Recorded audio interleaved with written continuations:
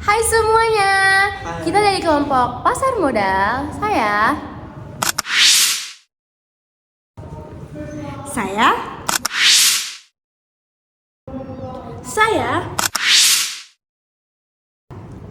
Saya.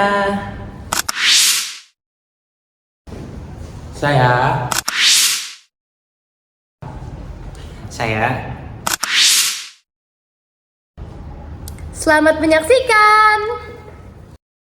Pada suatu hari, Andi dan Budi mengikuti sebuah seminar tentang cara menjadi investor yang pintar dengan pembicara yang ahli. Andi dan Budi mendapat tempat duduk di depan. Meski begitu, mereka masih kurang mengerti tentang materi yang disampaikan pembicara tersebut. Halo para peserta seminar, selamat datang di seminar kami yang bertema mengenal saham, obligasi, dan reksadana. Saya senang berbagi pengalaman dengan Anda semuanya. Mari kita mulai dengan saham. Saham adalah bagian kecil dari perusahaan. Jadi, ketika Anda membeli saham, Anda seolah-olah memiliki bagian kecil dari perusahaan yang Anda beli tersebut. Nah, jadi gimana sih kita bisa membeli saham itu? Kita bisa membeli saham itu di Bursa Efek Indonesia. Dalam permainan saham ada beberapa pihak yang terlibat. Yang pertama tentunya ada investor. Investor ini adalah orang yang ingin menyisihkan pendapatannya untuk diinvestasikan ke saham. Lalu yang kedua ini ada broker atau perusahaan likuiditas. Jadi ini adalah perantara antara investor dengan si pasar tersebut. Lalu ada juga bursa efek. Bursa efek itu adalah tempat di mana saham tersebut diperdagangkan secara terbuka. Nah, selanjutnya kita juga punya obligasi. Jadi, obligasi itu singkatnya seperti kita memberikan pinjaman kepada pemerintah dan perusahaan. Jadi, ketika kita membeli obligasi, itu kita seperti memberikan pinjaman kepada perusahaan dan dengan balikannya kita akan mendapatkan bunga secara berkala. Terakhir kita akan membahas tentang reksadana. Reksadana adalah wadah investasi di mana kita mengumpulkan dana dari investor untuk diinvestasikan. Nah, hal menarik dari reksadana ini adalah kita dapat dengan mudah melakukan diversifikasi portofolio. Banget lagi. Lo ngerti gak? Enggak, Bud. Nah, itulah tadi yang sudah saya jelaskan. Dengan di akhirnya seminar pada hari ini, ada yang punya pertanyaan? Saya punya pertanyaan. Iya, silakan. Kenalkan, nama saya Andi.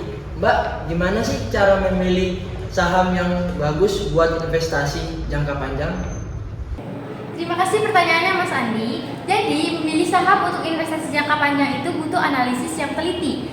Nah, mari saya jelaskan. Pertama, pelajari bisnis perusahaan tersebut secara menyeluruh, dimulai dari meninjau laporan keuangan perusahaan, track record manajemen perusahaan, dan juga keunggulan dinamika industri di mana perusahaan tersebut beroperasi.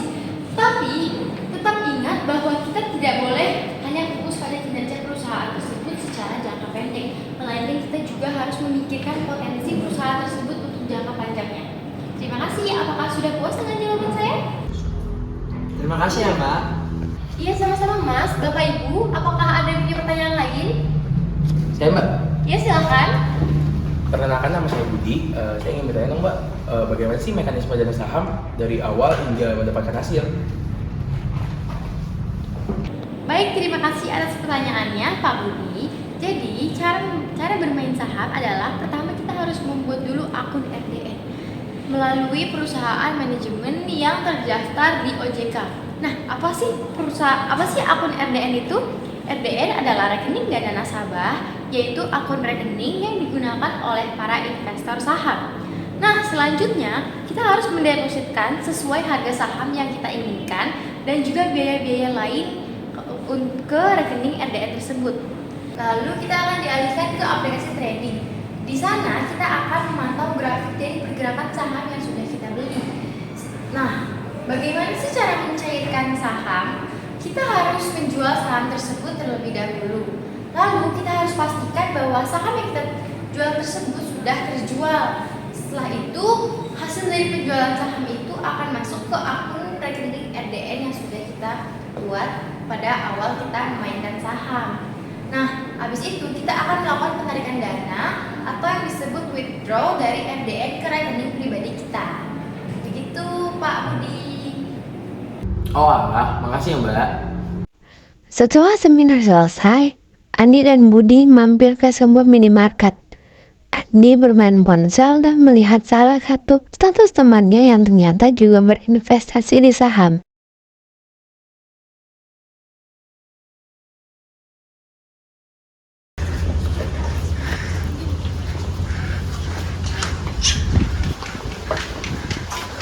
Bud, tahu nggak sih?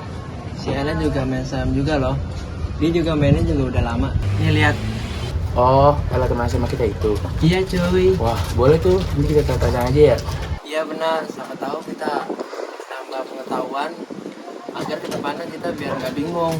Sebenarnya seminar tadi itu informatif, cuman nggak tahu ya di saya itu kurang paham. Semoga dia bisa kita jadikan mentor. Oke, nanti saya kabarin lagi ya. Saya udah sorenya dia mau pulang. Sama, saya juga mau pulang ini. Siap. Nanti berkabar lagi ya. Iya Bud. Oke. Oke. Setia. Ya. Andi keluar dari minimarket dan pulang ke rumahnya yang disusul oleh Budi beberapa menit setelahnya.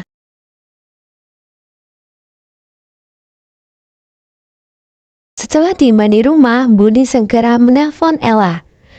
Di saat itu, Ella sedang menonton televisi dan melihat siapakah yang menelponnya.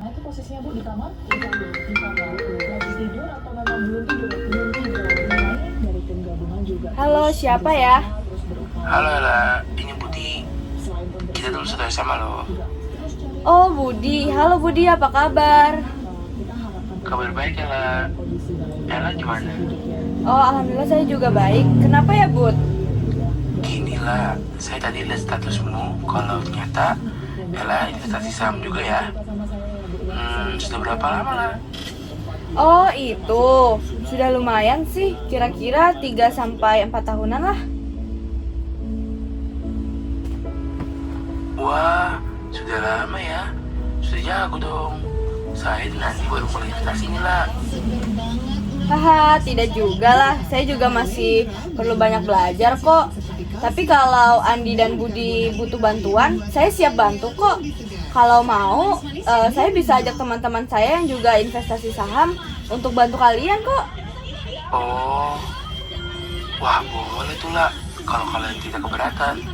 Enggak kok, nggak keberatan. Nanti saya coba kabari teman-teman saya dulu deh, enaknya di mana. Coba hubungi Andi dulu, mau atau tidak? Oke, terima kasih banyak ya lah. Iya, sama-sama. Nanti saya kabari lagi ya. Ella menghubungi teman-temannya untuk menanyakan ketersediaan mereka dan meminta rekomendasi tempat untuk membahasnya. Setelah disetujui oleh teman-temannya dan juga sudah mendapatkan tempat untuk bertemu, Ella menghubungi Budi untuk memberitahu tentang rencana mereka untuk bertemu. Setelah itu, Ella mematikan ponselnya dan kembali menonton televisi. Beberapa hari kemudian, setelah dihubungi kembali oleh Ella, Budi dan Andi pun segera bertemu dengan Ella dan juga teman-temannya di sebuah tempat untuk membahas tentang investasi saham tersebut. Halo Ella. Hai Budi, Andi. Duduk. Nah, teman-teman kenalin. Ini Budi, ini Andi. Nah, Budi, Andi, kenalin ini Cici, ini Baby. Halo Cici. Teman-teman, si Budi sama si Andi ini itu mau belajar tentang investasi saham. Nah, mereka ini jadinya tuh butuh arahan kita buat apa namanya? Buat belajar saham itu kayak gimana, resikonya apa gitu.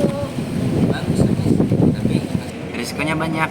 Seperti investasi kita bisa mengalami penurunan harga secara mendadak, atau kita bisa kesulitan menjual saham kita karena mungkin saham itu kurang diminati oleh investor lain. Oh siapa? Jadi kita bisa mengalami kerugian jika nilai investasi kita mengalami penurunan, sehingga kita menjual saham kita dengan harga yang lebih rendah daripada harga beli kita.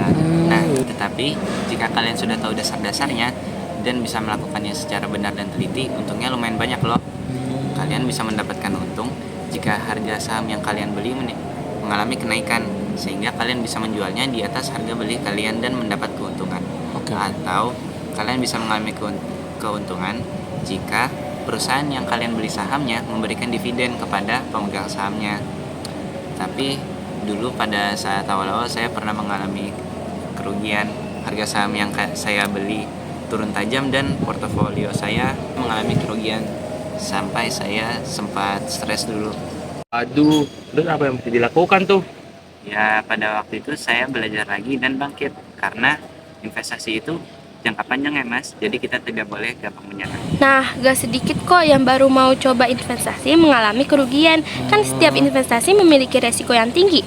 Makanya penting bagi kita untuk melakukan riset dulu supaya kita nggak kena kerugian yang lebih tinggi lagi. Oh begitu. Ya. Diversifikasi portofolio itu bagaimana sih maksudnya, Ci? Diversifikasi portofolio itu untuk mengundang resiko kerugian kamu dengan kamu menjual investasi kamu kemanapun. Jadi jika satu saham kamu ada yang rugi, bisa diatasi dengan kinerja perusahaan saham yang lain yang ada di portofolio kamu. Oh gitu ya, Ci. Sepengetahuanku dalam investasi saham kan bisa seperlu yang buat bisa membaca grafik saham. Nanti tolong ajarin aku ya. Boleh kok, Di. Membaca grafik saham itu penting untuk memahami pola pergerakan saham dan mengidentifikasi tren pasar. Nih, aku lihatin beberapa grafik saham dari perusahaan-perusahaan yang kamu minati. Kita bisa perhatikan grafik selama perusahaan ini selama 1 tahun terakhir. Nah, kamu bisa melihat pola naik turunnya nih, pola naik turunnya harga saham dari grafik ini. Nah, selanjutnya kamu bisa analisis grafik volume perdagangan saham perusahaan ini. Nah, volume perdagangan ini menunjukkan seberapa besar minat investor terhadap saham tersebut. Pilihlah saham-saham dari perusahaan-perusahaan yang memiliki fundamental yang kuat dan prospek pertumbuhan yang baik. Tapi jangan lupa juga untuk memperhatikan valuasi saham tersebut dan kinerja historis perusahaan tersebut juga. Nah, setelah melakukan analisis mendalam, Anda bisa menentukan saham-saham mana yang sesuai sama tujuan investasi jangka panjang Anda. Lalu Andi dan Budi berdiskusi sebentar. Kemudian mereka membuat keputusan untuk membeli saham dari 2 perusahaan yang memiliki fundamental yang kuat dan prospek pertumbuhan yang baik. Selanjutnya, mereka langsung membeli saham sesuai keputusan mereka. Beberapa waktu setelah mereka melakukan transaksi pembelian saham pertamanya, mereka saling mengabari hasil dari investasi saham tersebut.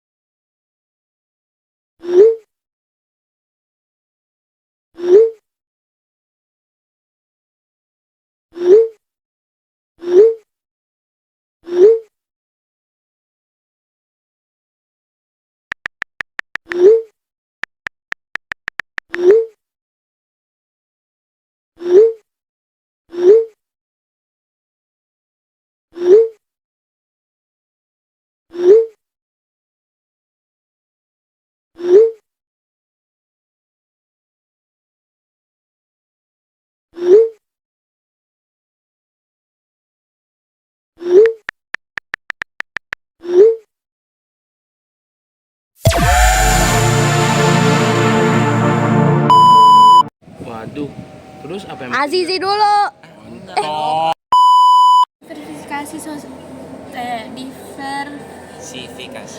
Diversifikasi kata 3, 2, 1. Oh siapa? Terus apa? Gak sedikit kok